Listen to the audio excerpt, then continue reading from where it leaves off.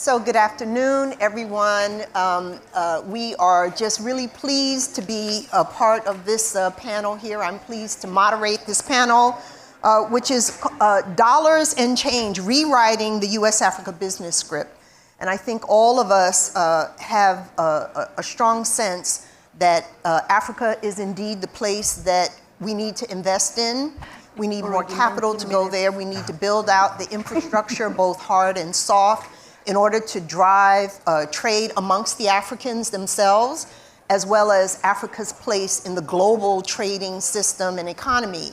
And so we have a panel here that are going to talk about what some of the challenges are to being able to do that. So let me start with you, Claire. Our question is, what are the bottlenecks and choke points that need to be cleared in order to spur more U.S. investment into Africa? And I know, of course, Rwanda is trying to spur investment from everybody, all the countries around the world, into Rwanda. But tell us more about what you think can be done and what those bottlenecks are to getting investment from the U.S. into Rwanda and other African countries. Yeah. Thank you, Flory, and very good to be here. I think the first one is the information gap. For me, that's probably the biggest thing that we need to deal with today.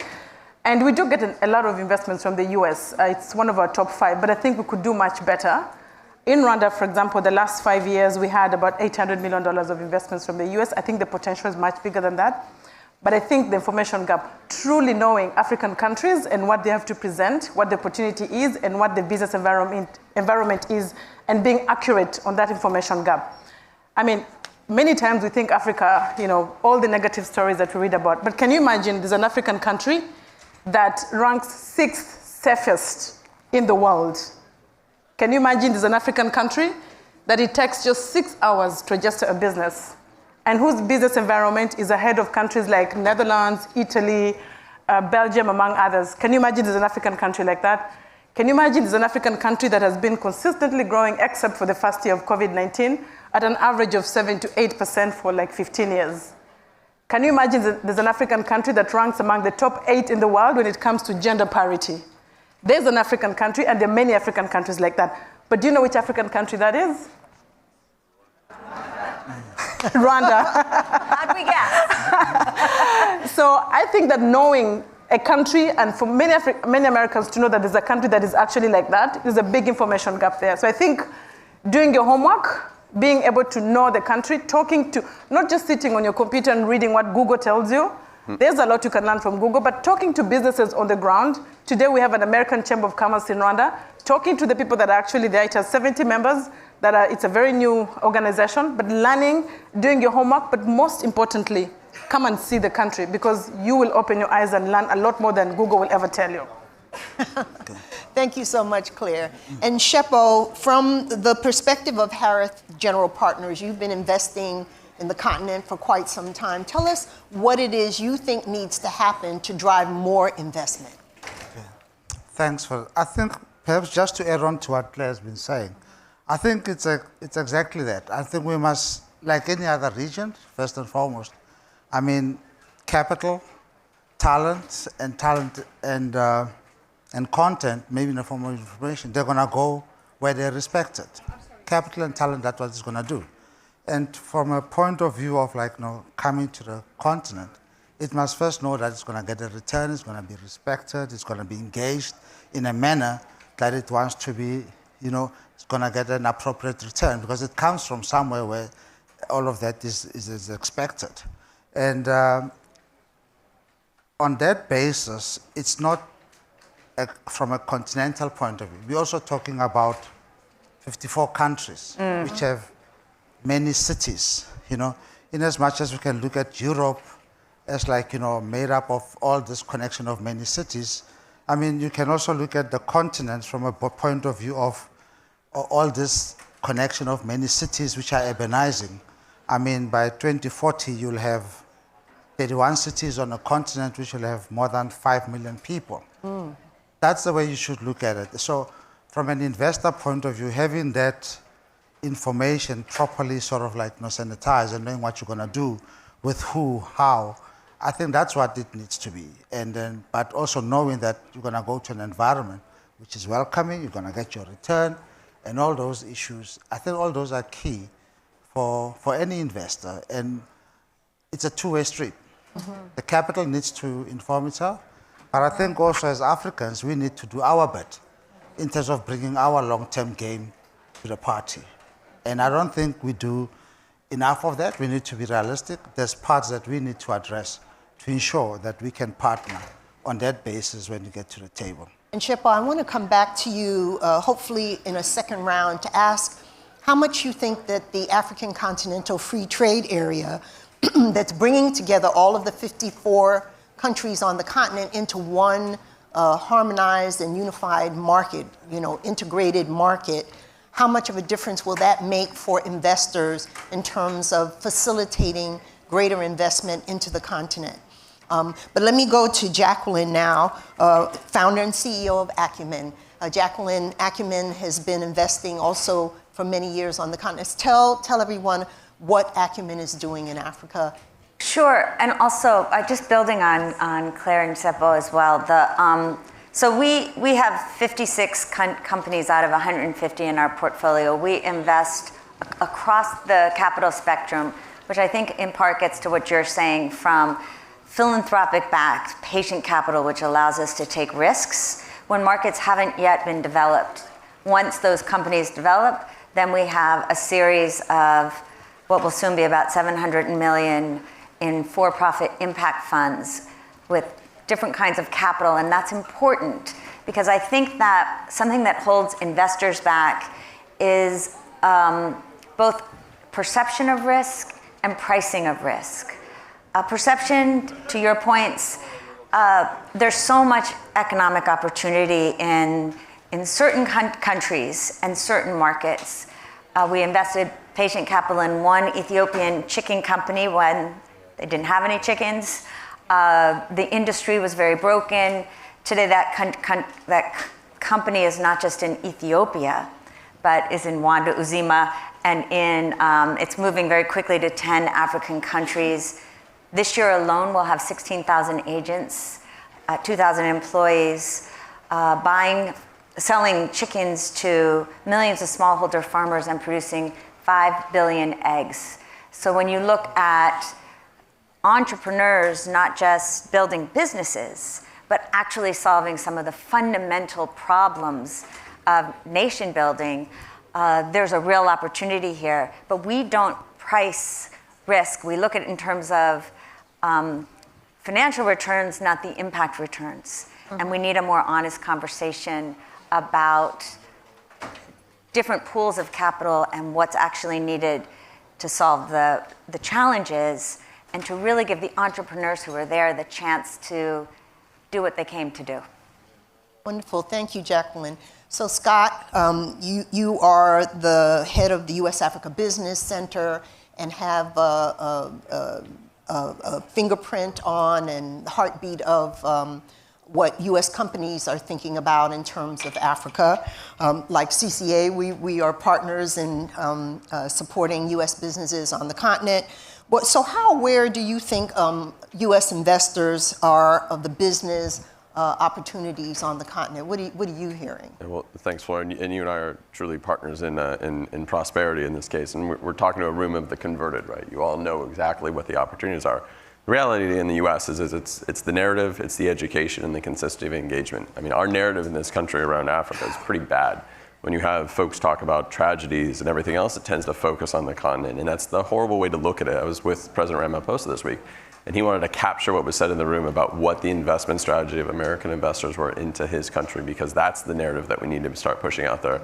We can't keep relying on media outlets, no offense to all you in this room, to think through what is our story. Your story has to be front and center. So focusing on the narrative from the U.S. government, from the U.S. private sector, putting those examples out, not just of the large companies, but of those small cap companies that, are writing their own check every day. That's a critical element to convincing folks. And we got to get out of capitals. We have to stop talking about business in Washington. Our businesses are taking place in Houston, in South Dakota, in Los Angeles, and elsewhere around this country. And we tend to focus on the cosmopolitan area. So getting that narrative right into the right places, it's something we're dealing with a lot in the US Chamber, and focusing on diaspora communities that are a bridge between and have the knowledge of what's happening in their home countries, but also to the investor network locally. And I know CCA is passionate about that as well. Second part is education. In every MBA program in this country, this program should be day one orientation. What's being said today, the education that's being put out here, is going to change the investor appetite for years to come. But we don't focus on Africa. We don't teach Africa, and that's at a whole bunch of different systemic levels of our education system in this country. But this is a pivotal place for us to start thinking about our future, because it quite frankly is. And the last part is consistency, and I put a little bit of the challenge, I'm not saying blame, on our own government. You can't go 6 years between presidential-led engagements and call us engaged. That's a concept, that's a nice to do. So if we're not going to be serious about it, then let's not be serious about it and say, okay, we're going to focus our resources elsewhere.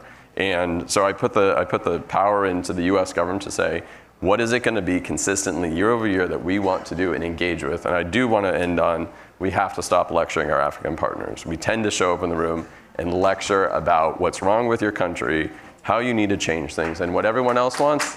They want to talk about the economics of it. They want to sit in the room and say, okay, what are you bringing that can enhance both your business, what can bring capital, but what can help my businesses grow as well, because this is an interrelated partnership. And so the lecture circuit hopefully will end soon.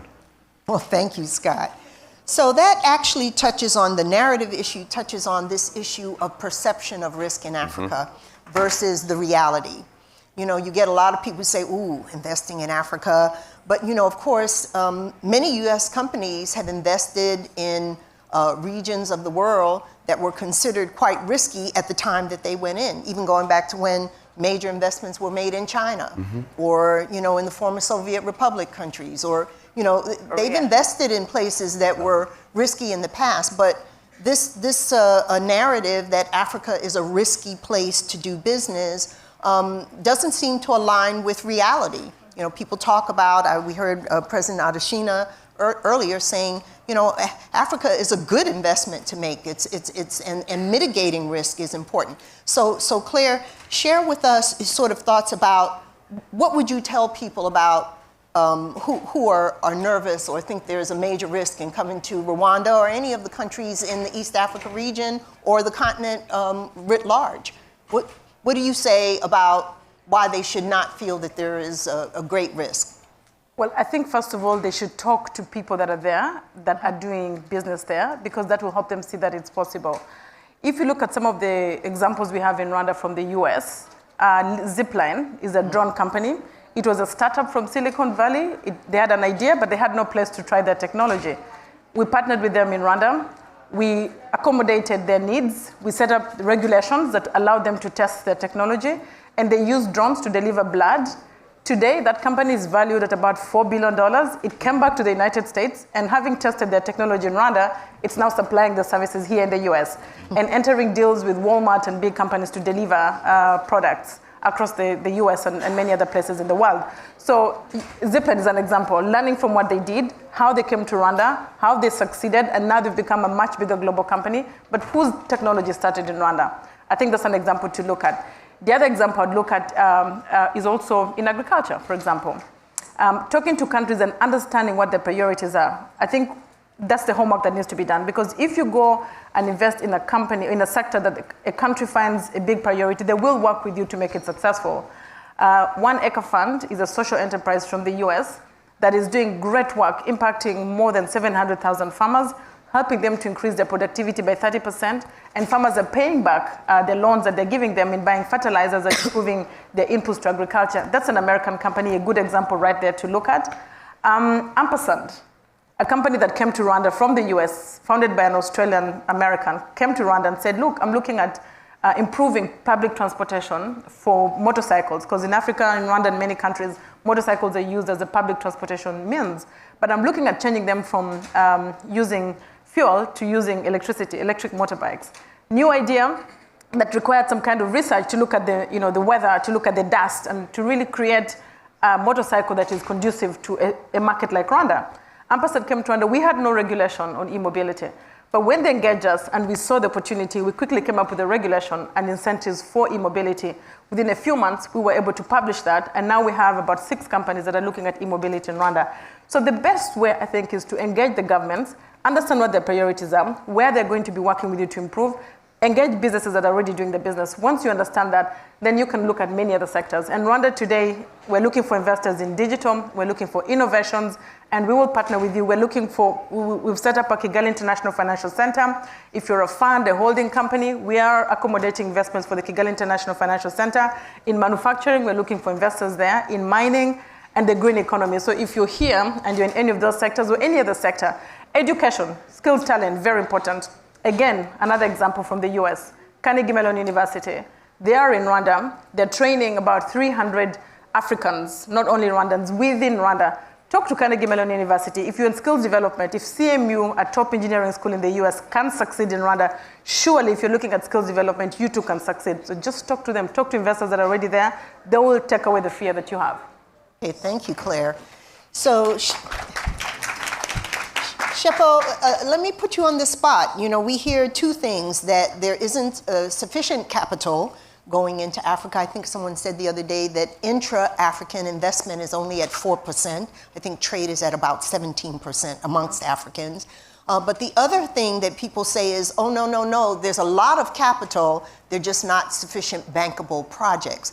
So from Harith's point of view and the kind of investments you've been doing, many of them have been successful. What's your perspective on that? I think if from Africans in the room and those who do deals or transactions, they'll tell there's no shortage of deals. Okay. And that's what we believe also. But the data is that from an engagement point of view, I mean, if you look at investors, global investors, looking at the continent, only 70% of the global investor base, 70% of the global investor base is not even looking at the continent. And of the total investor base that is out there now, only 4% in terms of this year said they would look at Africa. So those are like, numbers which are like, not encouraging.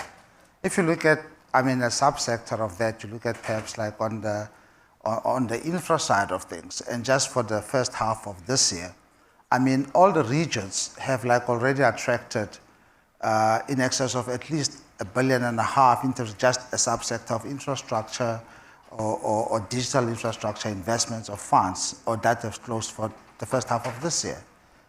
The rest of the continent has only attracted $200 million. So that's the reality of that. So the information sort of like gap is there. But you then do need, to somehow like satisfy that. You do need to say, what is happening where? You're talking about 54 economies. You're talking about a multitude of cities. And then you're talking about a multitude of, companies who are doing different things. So therefore, and capital will say, which country do they feel that like is now in vogue? Which country is saying is attractive to like, invite us and come here, do something there, will be protected. We can do things and then like, we'll be able to get our money out. There's a path to sort of like, registering and getting your stuff done. And unless you have those, and what we've found, our projects happen sometimes, and it's not easy on the continent, we must be honest. Especially like, if you're like gonna build a power plant, you can't come the following year and pick it up and leave. So therefore, when you want to attract that type of money, you are gonna need to promote, like on the other side of the table, a public sector that's like that's very engaged, and that's like a champion to do what you're gonna do. And that things beyond a term of 5 years in terms of what you're doing, because beyond 5 years, you wouldn't have recovered your investment for those long-term investments of infra, which are very necessary to get the continent out of poverty. We're not gonna do anything or succeed with all these other things unless we address our competitiveness as a continent. And those core long-term infrastructure things are very necessary to first of all get that competitiveness going. And Jacqueline, you look like you're ready to jump in. I don't need to ask you a question. You don't. Go ahead. No, because one, I so appreciate what both of you are saying and what Sebo said about, 4 African countries get 75% of all investment. So when we also talk about investing in Africa, we have to really look across a continent. And to Sebo's point on poverty, that many entrepreneurs are solving our biggest problems of poverty. But capital is most expensive to those who can least afford it. And so we also have to be realistic and honest about how we are actually pricing capital in ways that are helping us solve problems. And that's a nuanced conversation, it's a critical conversation, and it's connected to the fact that 3% of all emissions come out of this continent, and the poor are disproportionately impacted. I see that in our work. We have been investing in off-grid solar for 17 years. Including in Wanda and including with Claire's help. 230 million people have off-grid solar electricity because of these, just our one portfolio of companies. So this is an eminently achievable problem. And right now we're building a $250 million facility to bring electricity to the 22 sub-Saharan African countries that have less than a 45% electrification rate. So we're talking almost half the continent. I will go to a number of development finance institutions, and some have been incredibly supportive, and philanthropists have been incredibly supportive, but they'll say, so you're going into some of the most risky environments, and the returns are very, very low over 10 years. And it's like, well, yeah, let's be honest. People make a couple dollars a day. There's not infrastructure. You have to build the capability locally, but these companies know how to do it. And so we need to be realistic about guarantees, technical assistance, not in a naive way, but in an integrated way, because these problems can be solved by local entrepreneurs that are doing it. And I actually think we could easily deploy billions as I've seen the companies go from startup to $100 million in revenues. And even at that level, we're not putting the money in because of so many of the challenges. But we know what they are. We understand subsidy. There's an opportunity for carbon markets. We have new tools. We need more honest conversations, and we need a lot more courage. Thank you, Jacqueline. So Scott, the U.S. Africa Business Center and Corporate Council on Africa were really fortunate to partner to put on the U.S. Africa Business Forum that happened on the sidelines of this second U.S. Africa Leaders Summit after many years of not having it. And we had the fortune of crowding in hundreds of U.S. CEOs from major companies, multinationals, all the way down to SMEs. So, on your points of narrative, education, consistency, there were a lot of things that came out of that, a lot of things that, commitments that were made on the part of our businesses, U.S. businesses. What do you think are the next steps to keep driving that? To get greater investments into, it's not like nothing has happened, but how do we get much, much more to happen? Yeah, and this is purely from a U.S. private sector standpoint. We've been fanning about across the country over the last year through a program called Advance with Africa, educating small and medium-sized enterprises about the opportunities. And it's really that kind of very granular approach. It's great that this is Unstoppable Africa, but if you're a business in Duluth, Minnesota, you have no clue where you should focus your investment on. I think as we move through the life cycle of our investments, to counter these 4 country approaches, we really have to look in the United States towards the opportunities in Francophone Africa and Lusophone Africa. Language can't be a barrier. I can go into ChatGPT or turn on my phone and pull up a translation service almost immediately. So what's really critical is we got to move beyond the generalities. I know that we have to speak about Africa in a collective approach, and the AFCFTA is going to be a critical element of achieving the long-term goals, but we need to have our focus. There are going to be winners and losers in any investment cycle, and where the winners are, we have to talk loudly about those opportunities, and we have to teach people where the future is. And where folks are losing out on the investment, it's a tool to then teach them how to reform their economies to get to that investment grade status. So I'll stop there. Okay, great, Scott. So I think just, maybe some last words. I don't know if... Thank you. Yes. So no last words, I guess. But just to thank each of you from your different perspectives and as stakeholders in the unstoppable Africa that we all know is possible. Obviously, the potential for greater investment into the continent is there. The time is right coming out of COVID when people are looking for ways to make more resilient supply chains, looking to Africa to play more of a role in that. And so again, just thanking all of you for being a great panelist and for the work that you're doing, and congratulations to Rwanda taking the lead across the continent, but not just for the sake of Rwanda and East Africa. So we thank you all for the work that's being done, and we hope that we'll have a chance to continue talking to the Global Compact folks and others about how to push further investment into Africa.